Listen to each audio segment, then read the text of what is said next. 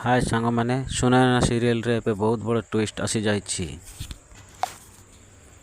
विवेक तांको मम्मी को समस्तଙ୍କ आगरे पचारुछंती जे सुनंदा को बेल कौन तमे करैथिलो कि मम्मी आउ जादूर ब्रेसलेट सुनैना को तमे पिंधाइथिलो कि मम्मी ए सब कथा समस्तଙ୍କ आगरे पचारिबा समय रे तांको मम्मी कहउछंती हाँ मु ए सब करिछि एवं से कहउछंती सुनैना को भी मु गायब करिथिली। एठिरे आसीबा बड़ झटका एवं विवेक जोर से तांको मम्मी को